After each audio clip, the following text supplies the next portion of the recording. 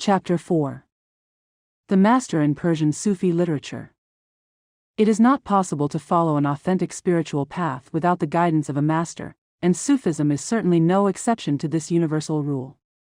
The Sufi master is the representative of the esoteric function of the Prophet of Islam and, for that very reason, the theophany of divine grace offered to whoever wishes to participate in it. The Sharia, the divine law, is intended for all Muslims. Moreover, from an Islamic point of view, by virtue of its universal significance, it is intended for all human beings. The tariqah, the spiritual path, is intended only for those who seek God nunk and who tend toward that immutable truth which, although present here and now, is at the same time the transcendent and eternal source of all revelation. The tariqah is, therefore, the means by which man can return to the very source of Islamic revelation and become, in a spiritual sense, both a companion and an heir of the Prophet and of the saints. The function of the spiritual master, the sheikh or pir, elder, the murshid, the murad, guide, according to the terms used in Arabic, Persian, and other languages of the Muslim world, consists precisely in making spiritual rebirth and transformation possible. United through the initiatory chain of transmission, silsila, to the Prophet and to the initiatory function, walaya, inherent in the prophetic mission, the Sufi master is able to free man from the narrow limits of the material world and lead him toward the unlimited and luminous space of spiritual life. Through him, who acts as the representative of the Prophet, spiritual death and rebirth can take place thanks to the barakah that he carries. The fallen man grows old, declines, and dies. The spiritually regenerated man, by contrast, lives in a perpetual spring of inner youth, because he has drunk from the fountain of eternal life and has gained access to the elixir of immortality, even though his body passes through the winter of existence.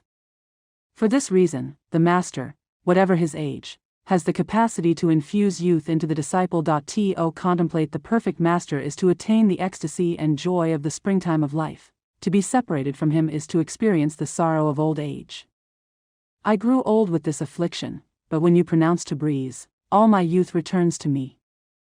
Man can seek the fountain of life on his own, he can attempt, through his own efforts alone, to discover the principles of spiritual regeneration.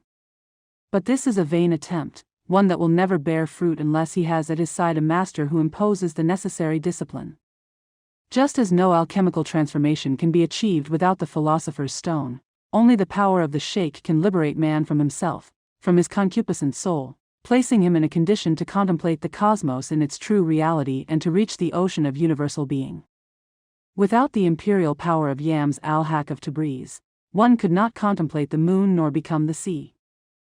There are certainly exceptional individuals, such as the Uwaisis, who are initiated into the path by Qadir, or Qaid, the Prophet endowed with an extraordinarily prolonged life who initiates men into divine mysteries and who corresponds, in more than one respect, to Enoch in the Judeo-Christian tradition. It is also possible to be initiated by the men of the invisible hierarchy, Rijal al-Gaib, or, in the case of Shurism, by the hidden Imam, who constitutes the spiritual pole, Qutb, of the universe. But these exceptional ways, which cannot be chosen or sought by men, but are reserved for a few elect, also belong to that universal initiatory function whose earthly embodiment is the Sufi master. Internally united with the invisible hierarchy and with the truth itself, al-Haq, he appears externally among men as a manifestation of the supreme divine mercy, Rama, as the means by which man can gain access to the spiritual world and be admitted among the saints and the prophets. He is the gate that must be crossed to enter the garden of the beloved, and at the same time the guide who leads to the innermost precinct of that garden. To be admitted into initiation within a Sufi order and to accept discipleship under a master means establishing a permanent bond that survives even the master's physical death.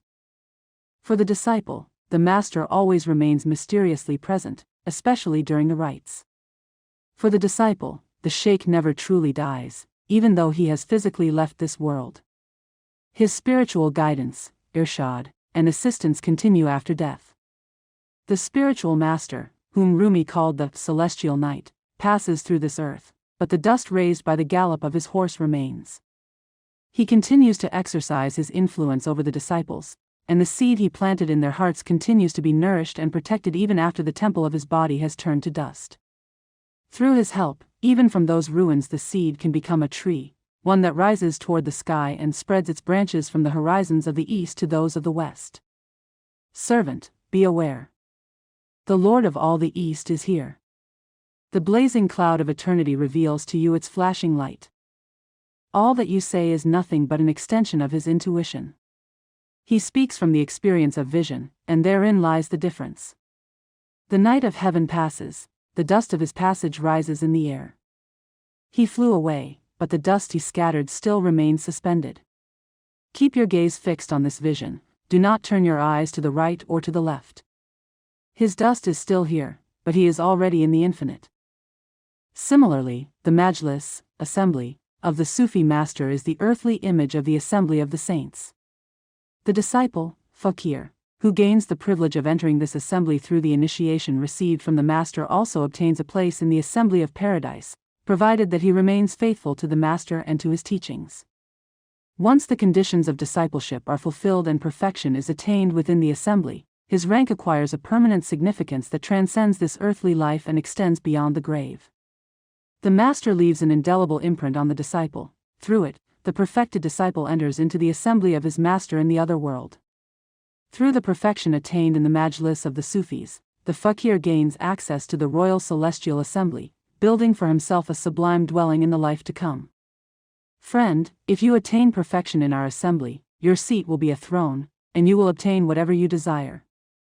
But if you continue to live for years upon the earth, you will go from place to place, thrown here and there like a backgammon piece. If Yams of Tabriz draws you toward himself, when you escape from this prison you will return to that circle. Not only is the influence of the Sheikh permanent, his light also radiates everywhere. Although he is a distinct spiritual personality, he is inwardly identical with the light that shines over land and sea and illuminates all things to the eyes of the disciple bound to him by an intimate connection. From the pupil of Tabriz the sun of truth shone, and I said to him, your light is united with all things and, at the same time, separate from all things.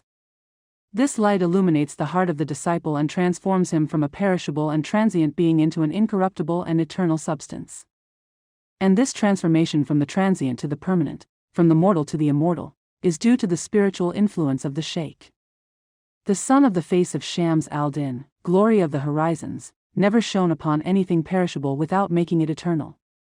Not all those who proclaim themselves Sufi masters possess the qualities that characterize the perfect master.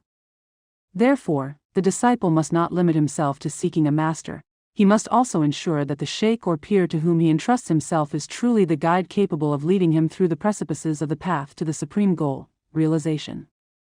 Otherwise, there is the danger of becoming lost precisely through the corruption of what is most precious in the human being. If one does not have a competent guide, it is better not to climb the mountain and to remain in the plain, where a fall will hardly be fatal. The sheikh must be clearly and indubitably connected to the initiatic chain and must have realized the truths of the path. Moreover, he must have been chosen from above to fulfill the function of guiding others. Not all those who have traversed the path possess the qualities necessary to be masters. The master has been chosen directly by divine grace to guide men. No one can arrogate to himself, by his own will, the right to perform that function.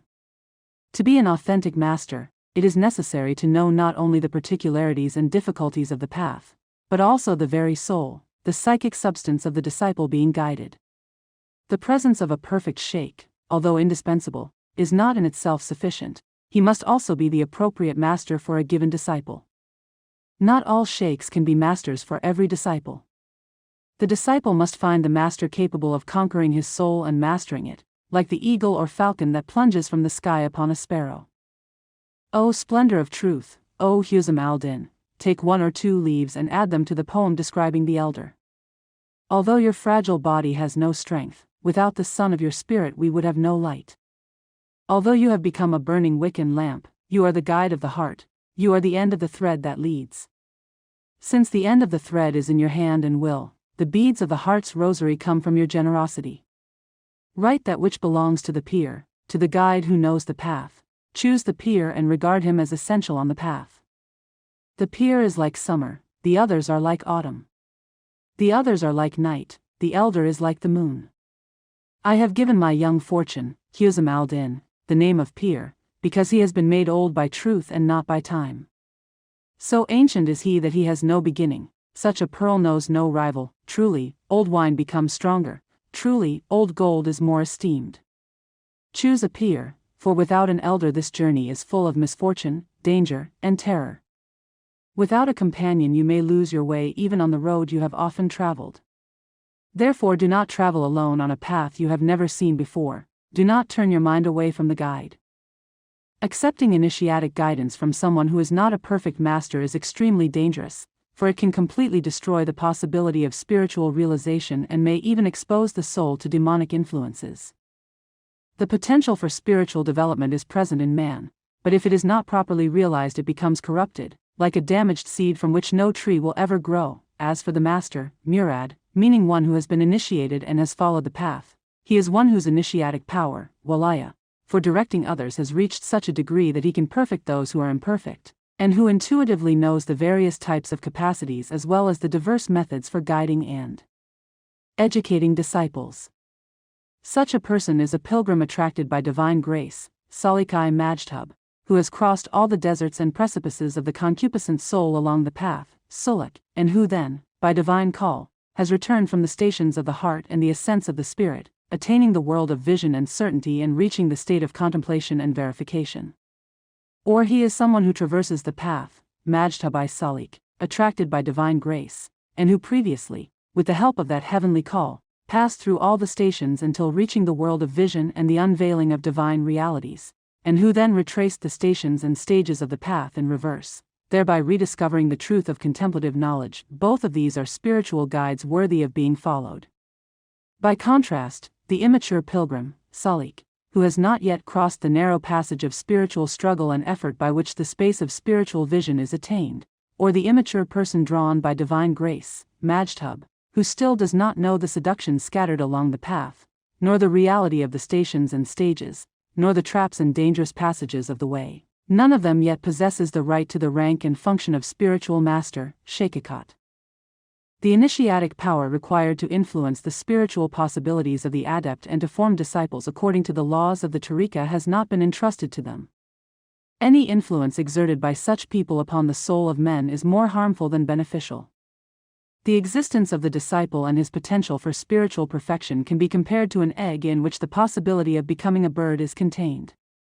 If the egg is able to receive the power and influence inherent in the spiritual will, himmat, of the bird, that is, of the master, if it can obtain the protection of a fully developed bird in which the generative power capable of hatching the egg has been realized, and if for a certain time the influence of spiritual life and the qualities of the bird's nature act upon it, then the egg will finally cease to appear as an egg.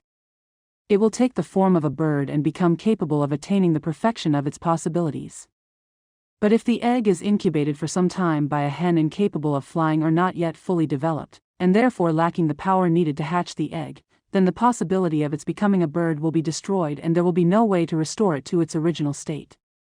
In the same way, if the sincere disciple places himself in total obedience and submission under the guidance of a perfect master who has reached the degree of perfection, who has advanced along the path, been spiritually elevated, and attracted by divine grace, then from the egg of his existence the bird of truth will be born. Indeed, God created Adam in his image, a bird that will fly in the space of spiritual identity and will finally become capable of generating. But if he falls under the influence of a mere pilgrim, Salik, or of an immature person, even if touched by divine grace, Majdhub, the possibility of perfecting his human condition will be destroyed. He will not attain the lofty rank of spiritual men, Rigel, nor the station of perfection. The disciple must surrender himself to the perfect Sheikh without the slightest reservation. In the hands of the master, he must be like a dead body in the hands of the washer of the dead, without any movement of his own. The master is the representative of the prophet and, through the prophet, of God. To grasp his hand is to accept the divine hand. God has declared that the hand of the peer is like his own, when he announced, "The hand of God is above their hands." The hand of God brings death to the child and then restores him to life. What life? It transforms him into an eternal spirit. The function of the Sufi master, to whom one must surrender completely, and his importance in preventing the disciple from becoming lost in the world of multiplicity and leading him to contemplation in the world of unity, are movingly described in the spiritual testament of Yams al-Urafa, son of the Gnostics, one of the major Persian Sufi masters of this century. Nasr then reproduces a long autobiographical account of spiritual initiation that begins.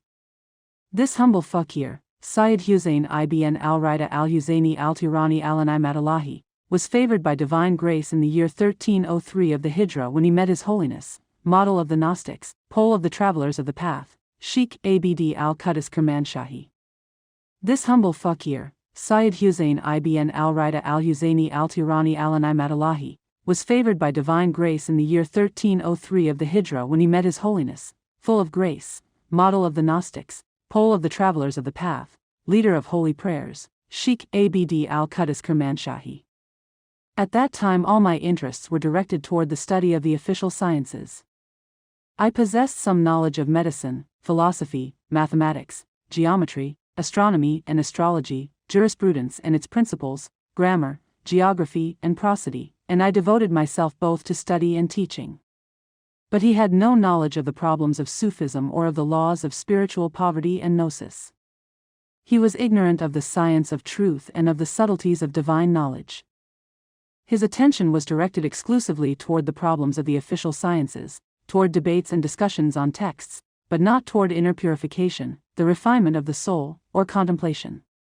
He had made no effort on the path of purification of the soul so that the inner being might become clear, for he believed that the only means of attaining truth consisted in pursuing formal studies. By the grace of God and the help of the pure Imams, peace be upon them, I met that great man on the date I have mentioned, near the Imamzada Zayd. He did with me what had to be done. A week later I was again blessed by his presence at the Imamzada Zayd. After speaking with him for a short while, I expressed my desire to be initiated. On Thursday night I went with him to the bath and performed the ritual ablutions he had ordered. After the bath he took me by the hand according to initiatic custom and, after making me recite the formula of repentance, he instructed and initiated me into the invocation, Daikr, of the heart, teaching me the litanies, Arad, the specific initiatic gestures, and the formulas of invocation. I obeyed. 15 nights later, during the lesser retreat, Kalwat-i-Sagar, almost at dawn, while I remained absorbed in contemplation, I saw that all the doors and walls of the dark room in which I was staying were participating with me in the invocation that I fainted. After sunrise, my earthly father, out of great love for me, spared no effort in calling physicians and summoning those who could exorcise jinn or write healing prayers. My earthly mother likewise did everything in her power. She administered medicines, made me inhale treatments, and cared for my diet. For 20 days I remained in that state. I could not fulfill the obligations prescribed by the Sharia and had lost awareness of traditional duties. I spoke of it to no one. After that period, my condition returned almost to normal and I was freed from that state of spiritual attraction, jadba. I went to the bath to purify myself. I felt an intense desire to find that great master. For several days I wandered like one out of his mind through streets and bazaars searching for him. Finally I succeeded in finding him. I kissed his hand and he showed me his benevolence. In summary, for 2 years I advanced on the spiritual path under his guidance, following his instructions. I completely withdrew from the traditional sciences and devoted myself to understanding the questions of gnosis and to progressing along the path of certainty. Everything he ordered, I obeyed without saying yes or no. If anything I heard or saw appeared outwardly contrary to the Sharia, I considered that it was due to an imperfection in my own eyes and ears, and I never ceased serving him or obeying him. In service, in conversation, in retreat, and in solitude, I obeyed as far as I was able. I also fulfilled everything he prescribed regarding the 6 types of invocation: the manifest, jali, the hidden, kafi, the informal, samai, the obscure, kumal, that of the circle, halka, and that of the assembly, ijtima. I was also made acquainted with the 4 abodes of death thanks to God. Through the spiritual will of my master and the assistance of the saints, I attained the 7 states of the heart and fulfilled everything required, acts and invocations, for each station. I performed the spiritual retreats of 40 days, Arbanat, minor, intermediate, and major. In the year 1309 of the Hijra I accompanied my master to the holy city of Qom, where I performed 2 consecutive major 40-day retreats. There His Holiness was gathered to divine mercy. Without my intimate friend, without my comforter, I fell seriously ill. I spent painful days and nights in a corner of the mosque of Imam Hassan until my poor mother discovered my condition and sent someone to care for me for a time. After some improvement, I returned to Tehran accompanied by that friend. Thanks be to God, through the spiritual will of that great Gnostic, I came to know in detail spiritual poverty, gnosis, and the subtleties of realized knowledge and certainty.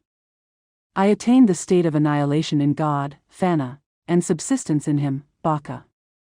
I passed through the 7 stations of the heart, each with its particular characteristics. With His esoteric help and the assistance that came from the intermediate world, Barzakh, whatever command I received regarding prescriptions or prohibitions, ritual purity, worship, asceticism, retreats, or inner purification, I fulfilled completely.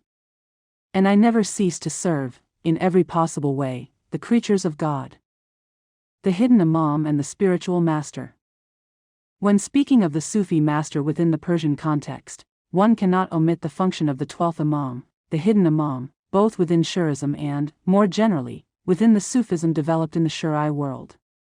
Since the Imam, although hidden, remains alive and constitutes the spiritual axis of the world, he represents the cup, pole, around which all Sufi masters are spiritually gathered. He is for Shurism what the supreme pole is in Sunni Sufism. Within Shurism, the Imams, especially Ali, the first, and the Mahdi, the last, are the supreme spiritual guides. The hidden Imam, who represents the entire initiatic chain of the Imams, is the pole toward which hearts are drawn. It is toward him that seekers turn for guidance. But the Imam is also present in the heart of man. He is the inner guide of the human being in his journey beyond the cosmos and also in his passage through the inner dimension of his own being, whenever man succeeds in reaching this inner pole. For this reason, some Shuri and Sufi Gnostics have instructed their disciples to seek the Imam of their own being. The possessor of the initiatic function, Walaya, through which the Imam is truly Imam, is the esoteric interpreter of things, of religion, and of nature. And this constitutes, according to the Shuri conception, the inner link between the Imam and the Sufi masters, a link that allows them to participate in initiatic authority and to guide men so that they themselves may reach the inner pole of their own being. For this reason it can be said that, despite certain doctrinal differences between Shuri and Sunni Islam regarding the identity of that cup, which Sunni tradition does not define precisely and which Shurism considers embodied in the hidden Imam or in the function of the Imam itself, both agree in recognizing the presence of this universal initiatic function, Walaya, in Islam, as in every integral tradition. The Sufi masters are those privileged beings who, thanks to their connection with this golden chain of initiation, have received from God the vocation of keeping alive the presence of the spiritual path on earth and of guiding along it those who possess the necessary qualifications. They are, therefore, the princes of the spiritual world that in their hands, the desert becomes a garden, base metal is transformed into gold, and the chaotic state of the soul is crystallized into a form of beauty that reflects the fragrance of unity, al-Tawhid. O Master, undertake the journey that leads from the self toward the self, for through that pilgrimage the earth becomes a mine of gold. From anguish and bitterness move toward sweetness, even from salty earth spring fruits of 1,000 kinds.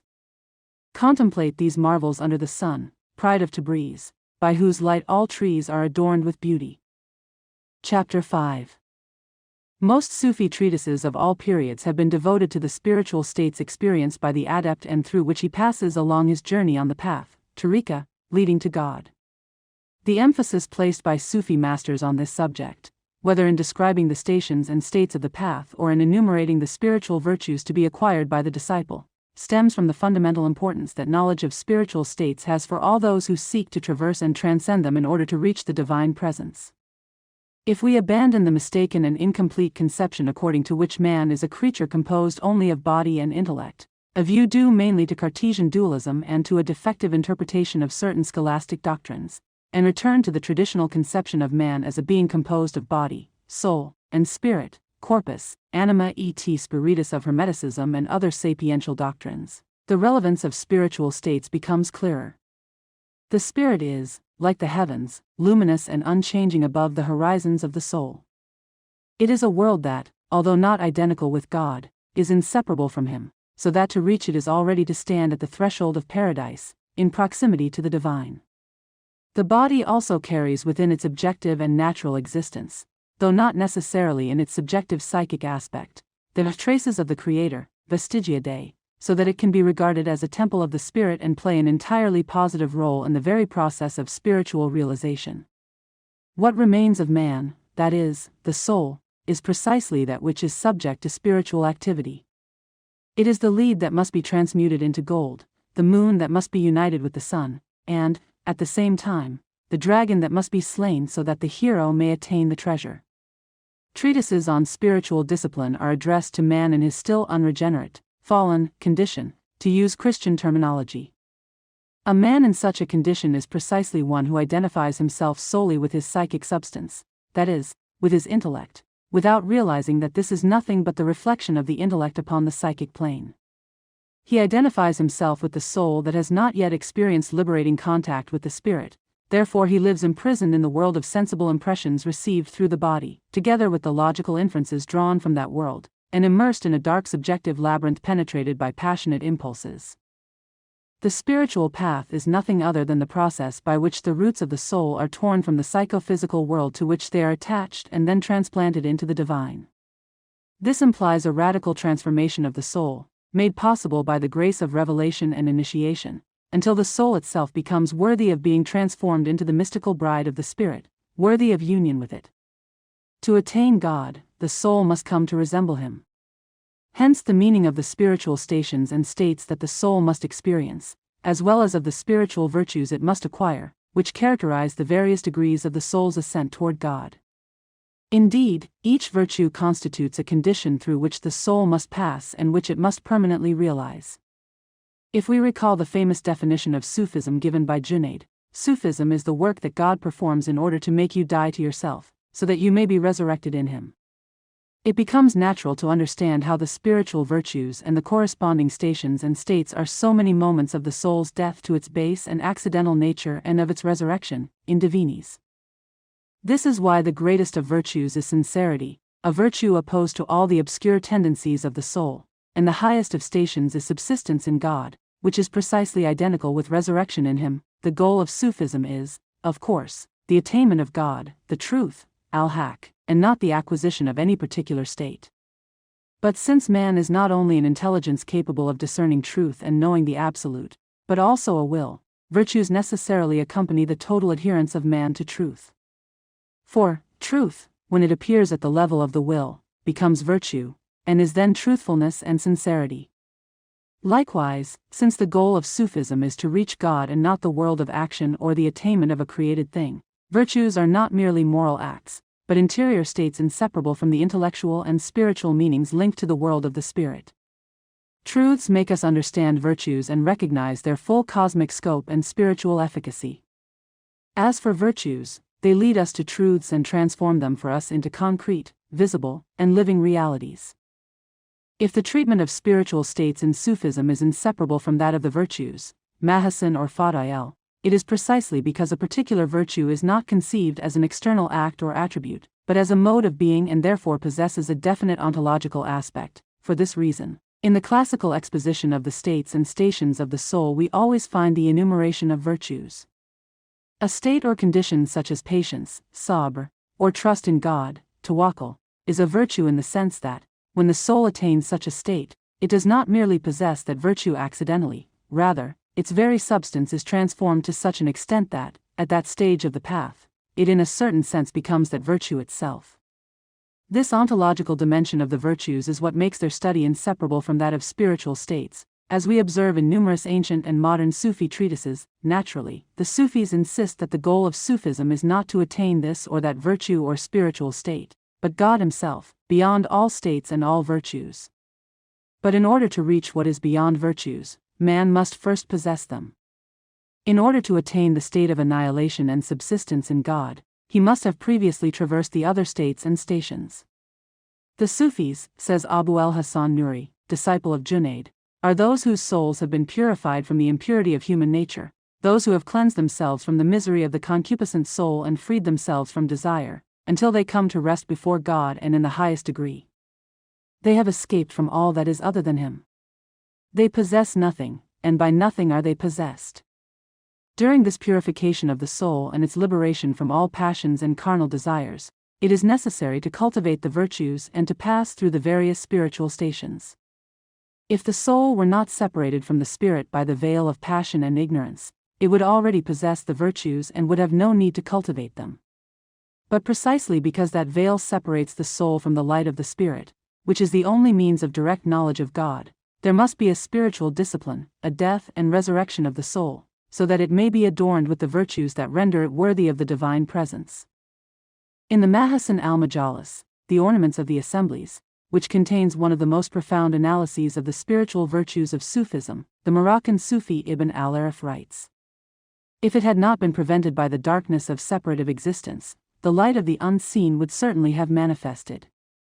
If the temptation of the concupiscent soul had not intervened, the veil would certainly have been lifted. If created natural causes had not interposed, the divine omnipotence would certainly have appeared in full light. If there had been no hypocrisy, gnosis would have been pure. If there had been no greed, the love of God would certainly have taken firm root in the soul. If certain earthly pleasures had not remained, the passionate love of God would have consumed the spirits of men. If the servant ceased to be, the Lord would be contemplated." Thus, when the veils are lifted through the interruption of these partial causes and the obstacles are overcome by cutting off these attachments to the world, that which Hallaj had already said is realized. A secret that had long been hidden from you has been revealed to you, a dawn has broken, and you are its darkness. You are the veil that hides from your own heart the secret of his mystery, for without you no seal would have been placed upon your heart, depriving you of the vision of God. If you depart from your heart, he will dwell within it, and his tents will be spread over the plain of the well-guarded revelation. And a divine narrative will be created, whose listening will never weary you, and whose prose and poetry will be intensely desired. The path of spiritual realization is marked repeatedly by encounters between soul and spirit, some transitory and others permanent, until the wild and untamed steed of the soul has been disciplined and bridled, while the soul itself is permeated by the fragrance of the spirit and led to transform its own substance. Sufis distinguish two different kinds of experiences of the soul on the path: permanent states and passing states. The former are called makam, plural makamat, stations, the latter hal, plural awal, states, or conditions. To speak of spiritual states, in the sense generally given to this expression by the Sufis, is essentially to deal with awal and makamat, which are, of course, for the reasons already mentioned, inseparable from the virtues. A man who has not yet perceived the divine attraction and has not entered the spiritual path is content with the world of multiplicity, usually ignoring everything related to spiritual states. As Nafari says, "When I, God, am absent, gather your misfortunes, for all phenomenal existence will come to console you for my absence. If you listen, you will obey, and if you obey, you will not see me." But once, by the grace of God, the divine attraction, jadb, has been perceived and the soul practices the spiritual discipline indicated by Sufism, the human being begins to undergo those experiences that include the stations, makamat, and the states, awal. In his famous Tarifat, Jurjani establishes a similar distinction, while also emphasizing the effort required to acquire a makam and the character of hal as a divine gift. Hal, among the people of truth, the Sufis, has a spiritual meaning that resonates in the heart without affectation. It is neither deserved nor acquired, whether in joy or sorrow, contraction or expansion, or serenity. It disappears when the attributes of the concupiscent soul appear, whether they bring pleasure or not. The awal are gifts from God, whereas the makamat are acquired qualities. The awal spring from the source of divine generosity, while the makamat are acquired through ascetic effort. The distinction appears even more clearly in the description of hal and makam given by Hujwairi in his famous Kashf al-Majab, the revelation of the veiled. The highest station described by Abu Sa'id is Sufism itself. To attain Sufism in its fullness, or to be a Sufi in the true sense of the word, means to have experienced all the stations and at the same time to have transcended them, reaching the supreme station, which is the full realization of unity, tawhid, the goal of spiritual life both in Islam and in all authentic traditions. Between the condition of the Sufi and that of the man who remains spiritually asleep, yet considers this death or state of negligence normal, extend all the spiritual states and stations, whose mere experience is enough to render utterly insignificant the most intense earthly experiences of the soul. The experience of these states is possible for anyone who wishes to devote himself fully to the spiritual life and seeks these states and stations with the correct intention, that is, not as ends in themselves, but as steps leading to the one who is above and beyond all states and stations and who, at the same time, resides at the very center of the human being, at the origin of the axis that connects each of his states, corporeal, psychic, and spiritual, with its common principle. Sufi masters have always insisted that the end must not be confused with the means. Stations and states are necessary because man is separated from his origin by the veils of ignorance and passion. However, the final goal does not consist in remaining in a particular station or indulging in a particular spiritual state. Whoever attaches himself to a station is halted by it. Whoever attaches himself to a state is deprived of that toward which the state was pointing. For this reason, the great masters have constantly warned against spiritual pride, against the desire for extraordinary experiences, and against fascination with the gifts that may appear on the path. All these phenomena still belong to the domain of multiplicity. The spiritual traveler must pass through them without stopping, just as one who crosses a desert does not make his dwelling in every oasis he encounters. The ultimate goal remains God Himself, the supreme truth, Al-Haq. All stations have value only because they lead to Him. Each virtue has meaning because it reflects one of His attributes. Each state is a transient manifestation of His grace. And each degree of realization represents an approach to the awareness of His presence. From this perspective, the spiritual itinerary described by Sufism is nothing other than the gradual unfolding of the possibilities contained in the deepest nature of man. Virtues are not something added from outside. They are qualities that originally belong to the spirit and must reappear in the soul once the veils concealing them have been removed. Stations are not foreign places to be conquered, but levels of one's own being that must be actualized. For this reason, Sufism can be defined both as a path and as a realization. It is a path because it implies movement, transformation, and effort. It is a realization because what is sought is already present, in principle, at the very center of the human being. The spiritual journey consists precisely in moving from ignorance of this reality to its direct knowledge, and from knowledge to union. Ultimately, all stations and all states culminate in the realization of unity. There the duality between seeker and sought, lover and beloved, knower and known disappears.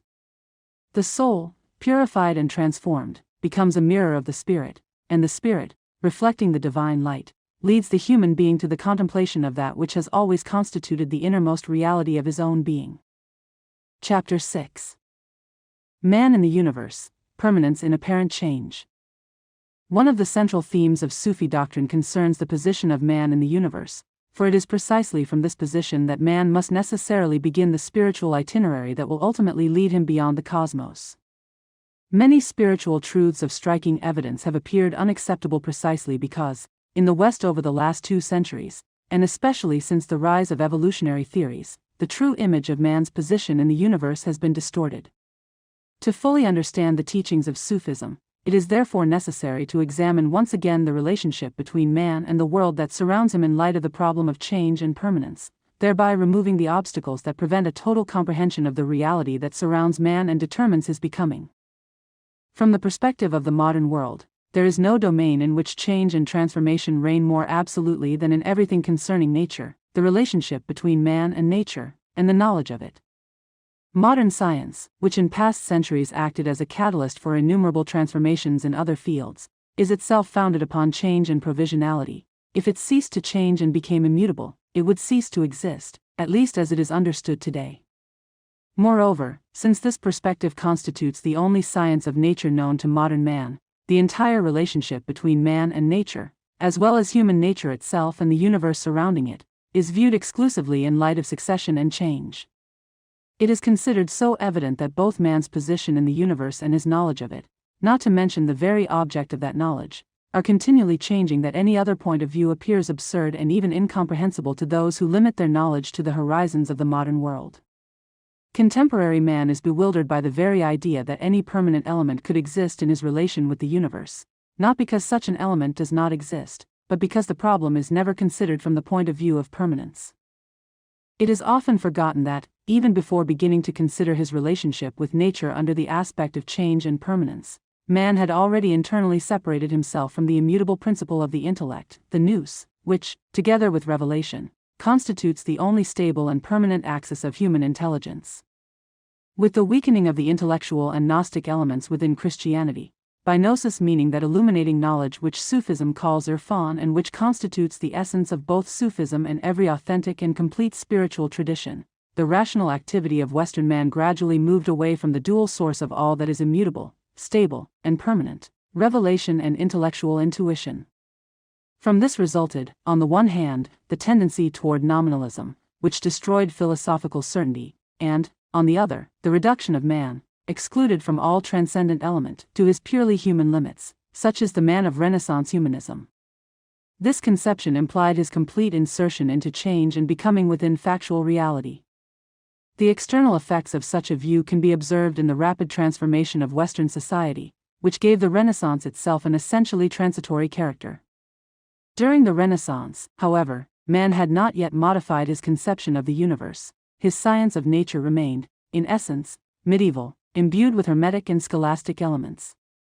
What first changed was the conception of man. Only later did a gradual transformation occur in the conception of the universe and of man's position within it. It is important not to forget the time that elapsed between the rebellion against religion and metaphysics that took place at the end of the Middle Ages in the West, a rebellion that manifests the tendency of Western man to detach himself from an immutable and celestial archetype in order to become something exclusively terrestrial and human, and the scientific revolution, which brought the secularized vision of man to its logical conclusion, a completely abstract and secular science. Western man, who during the Renaissance began to consider himself a secular creature, developed a science that took into account only the changing aspect of things, being concerned exclusively with becoming and not with being. The consequence of this temporal and secularized vision was the destruction of the sacred conception of man and the universe and, therefore, the denial of their immutable aspect. A science whose sole object is change and becoming cannot but be secular and profane. The study of the historical factors that led in the West to a worldview based exclusively on change can help us reconstruct and bring back to light those permanent elements which, though long forgotten, are still present in the thought of modern man. But this is only possible through the understanding of traditional metaphysics and the language of symbols, through which metaphysical truths have always been revealed. Metaphysics, that is, the science of permanence, foundation of Sufi doctrine, can be ignored or forgotten, but it cannot be refuted, precisely because it is immutable and does not deal with things that are intrinsically changeable. What belongs to permanence cannot grow old, because it is not bound to temporal factors. The permanent elements in the relationship between man and the universe remain today as valid as ever. The only requirement is to make them accessible again to the West after the long period during which Western man ceased to seek permanence amid change and even endeavored to reduce permanence itself to historical becoming. In traditional circles of the East, though not, of course, among westernized classes, this aspect of permanence has never been forgotten, and the sense of the sacred, and therefore of the immutable, has continued to permeate existence. From the point of view of traditional metaphysical and cosmological doctrines, there are several elements of permanence in the relationship between man and nature, as well as in the position he occupies in the universe. The first, and truly fundamental, is the fact that the cosmic domain surrounding man does not constitute ultimate reality, but something relative and even illusory. If one understands what is meant by the absolute, mutlaq, one also understands the meaning of the relative, muqayyad, and one realizes that whatever is not absolute must necessarily be relative. The world as veil, hijab in Sufi language, Maya in Hindu terminology, samsara in Buddhism, constitutes in itself a permanent element of the cosmos and of man's relation with it. The universe, in its cosmic aspect, has always been Maya and will always be Maya. The absolute is always absolute and the relative always relative. No historical process can ever transform one into the other. The historical process may cause a people, or even an entire civilization, to forget for a time the difference between the absolute and the relative, and thus to regard the relative as if it were absolute, the created order, al-khalq, as if it were the uncreated truth, al-haq. Modern science seems to have fallen precisely into this confusion. However, wherever metaphysical discernment is present, the distinction reappears clearly, and the world is recognized for what it is, Maya. The changing character of the world, implicit in the concept of Maya, is itself a permanent aspect of the universe. Change, generation, and corruption, the experience of life and death, belong to the very nature of the world. But the eternal meaning of this change can only be understood in terms of permanence. To understand that the world is Maya is also to understand the meaning of Atman or Brahman, which transcend Maya. To know that the world is impermanent, that it is by nature samsaric, is to recognize, by analogy and induction, the presence of the nirvanic condition beyond it. In precisely the same way, awareness of the world as al-Khalq implies the intuition of al-Haq that transcends it and simultaneously shines through it. The mutable character of the world metaphysically reveals the permanent reality that transcends it. To become aware of the relativity of things is, in the same act of knowledge, to know what the absolute and the permanent are. This metaphysical distinction has always existed throughout history, in all epochs of human culture. It belongs to the very nature of things and can be perceived by anyone who pays attention to it. However, in certain periods, such as our own, the relative is idolized as if it were absolute. One often hears today the claim that everything is relative. But those who make such a claim usually attribute an absolute character precisely to what they consider relative. Without fully realizing it, they confuse Brahman and Maya. This confusion arises from a lack of discernment and true knowledge, an ignorance that is itself a product of Maya. True metaphysical understanding, on the contrary, implies awareness of the relativity of things in the light of the absolute. This fundamental truth constitutes a permanent element in man's position in the universe. His destiny consists precisely in resolving the cosmic enigma in which he is immersed, in order to return from the relative to the absolute. Another permanent element in the relationship between man and the universe is the manifestation of the absolute within the relative in the form of symbols, rumas, understood in the traditional sense of the term. The symbol is not based on conventions created by man.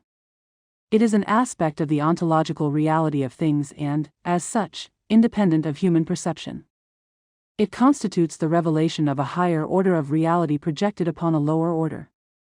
Through the symbol, man can be led back to the higher order. To intuit symbols means to accept the hierarchical structure of the universe and the multiple states of being, during certain phases of the historical process. Symbols that within a revealed religion possess a special significance and efficacy through revelation itself may gradually lose part or even all of their force, as a result of the weakening of the spiritual basis of that religion.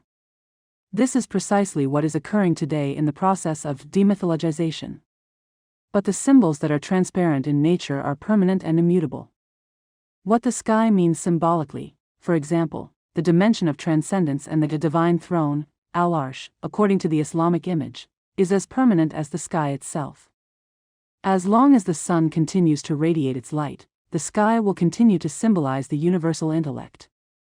Likewise, the tree with its spreading branches will continue to symbolize the multiple states of being as long as plants continue to grow upon the earth. For this reason one can speak of a philosophia perennis, a qualitative science of nature that remains always valid and reveals an aspect of reality as authentic as the changing aspects studied by modern science. The main difference between the traditional science of nature and modern science lies in the fact that the latter studies change in relation to other changes, whereas the former studies change in relation to permanence, through the contemplation of symbols, which are nothing other than reflections of the permanent projected onto the realm of the mutable. A civilization can develop a science that ignores the qualitative aspect of things revealed by symbols, concentrating exclusively on changes susceptible to quantitative measurement. But this cannot destroy the symbolic reality of things, just as a qualitative and symbolic study of natural phenomena cannot destroy their weight or their measure. Today, due to the loss of the symbolic spirit, Westerners are no longer capable of penetrating the inner meaning of phenomena that only symbols can reveal. However, this incapacity does not mean that natural symbols have ceased to exist. The symbolic meaning of the homocentric spheres of Ptolemaic astronomy, which the appearance of the heavens immediately reveals, remains valid both in the absolute space theorized by Newton and in the curved space postulated by the theory of relativity, regardless of whether one considers the Earth to revolve around the Sun or the Sun around the Earth. The homocentric spheres symbolize states of being superior to the earthly condition in which man finds himself. These states remain real whether we understand and accept the natural symbolism revealed by the heavens to direct and immediate perception, or whether, in the name of other theoretical considerations, we choose to ignore that immediate appearance and the symbol it expresses. Indeed, even new scientific theories, when they truly correspond to some aspect of reality, also acquire a symbolic meaning. To correspond to reality, at whatever level is considered, is to participate in symbol. If the Ptolemaic spheres symbolize higher states of being with respect to the human condition, the galactic space of modern astronomy symbolizes the indefiniteness of the relative, the immensity of the ocean of samsara. This is a consequence of the fact that the human intellect was created to know the infinite, not the indefinite. But, in a more direct sense, the symbolic meaning of natural phenomena, even without speaking of the scientific theories built upon them, represents a permanent aspect of things and of the relationship between man and the cosmos. It is upon this permanent character of the symbolic meaning of natural phenomena that a symbolic science of nature can be built, a traditional cosmology endowed with perennial validity and importance. Such a science is all the more necessary today because purely quantitative natural sciences and their applications simultaneously threaten the existence of man and that of nature itself. Another permanent aspect of the relationship between man and the universe, at least from a certain point of view, is the way in which nature presents itself to man. Today man seeks to transform all his institutions, social, political, and even religious, under the pretext that nature also changes continuously and that, consequently, man must adapt to this change. In reality, the opposite is true. Precisely because human thought is no longer anchored in the permanent and has itself become an indistinct flow of ideas and images in perpetual transformation, man perceives only the mutable aspect of nature. Modern man has discovered evolution in nature, but in reality he postulated it intellectually even before observing it.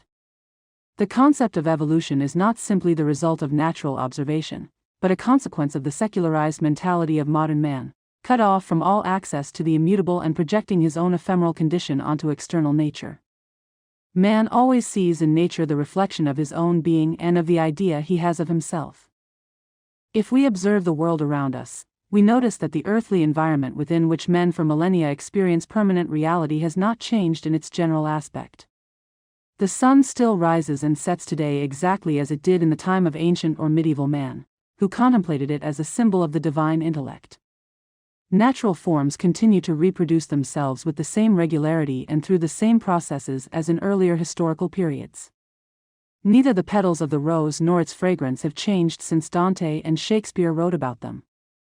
In truth, man himself has not evolved biologically since the beginning of recorded history, nor even before it. Human beings today are biologically the same as those who believed in permanence and transcendence. If modern man has ceased to share that belief, he must seek an explanation other than a supposed biological or natural evolution. Regarding the permanence of natural phenomena as they appear to man, the traditional and modern conceptions are diametrically opposed.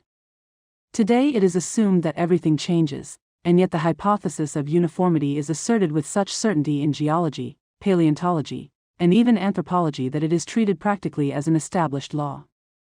On the one hand, it is claimed that the laws of nature have always been the same, which makes it possible to speak of events that occurred millions or billions of years ago without carefully questioning what a million years actually means. On the other hand, it is maintained that nature is constantly changing, without considering the possibility that what appears today as natural law might have been different in other times or under different conditions. If we are not capable of walking on water, there is no logical reason to prove that a prophet or a saint could not have done so in past ages. The traditional conception of nature completely reverses this perspective. Instead of change, it places permanence, and in place of uniformity and immutability of natural conditions it establishes qualitative variation. The processes of change in nature are regarded as permanent patterns which, through repetition, recompose the temporal process according to the image of eternity.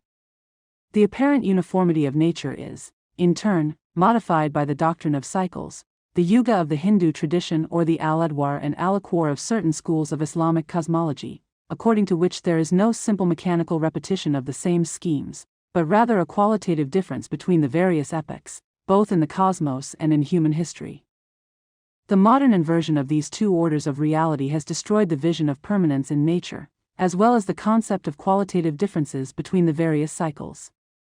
In fact, this very inversion constitutes a proof of the reality of cosmic cycles and merely confirms what all authentic traditions have taught about them, particularly in relation to the historical period in which we live. However, between this change and this permanence, at the very center of this inversion of conceptions, one element remains unchanged: the way in which natural phenomena appear to man.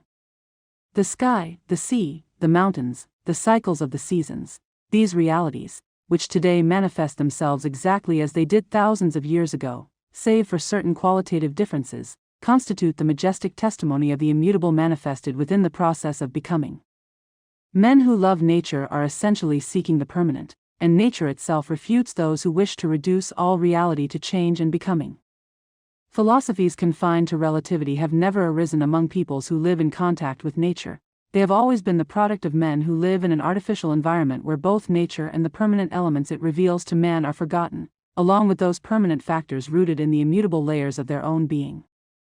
With regard to the modern natural sciences, despite all the differences that separate them from the various traditional cosmologies, there is also within them an element of permanence. It is evident that, precisely because they have consciously ignored the metaphysical and symbolic aspect of things, modern science has excluded itself from the traditional vision of nature and, following its own presuppositions, tends to ignore any metaphysical meaning that its discoveries might imply. And yet these discoveries, insofar as they maintain any connection with the reality of things, possess a symbolic meaning. For example, the order repeated on all levels of material reality, from galaxies to atoms, as well as the harmony of parts within the whole, present in any unit studied by science, whether a biological cell or an atom, reveal permanent aspects present in all natural science, regardless of whether they are taken into consideration or not. Even more clearly, one observes the repetition of certain patterns and certain problems throughout the history of science, a fact that has attracted the attention of many modern scientists. Regardless of the changes in science, the encounter between the human mind and nature seems to assume certain permanent characteristics.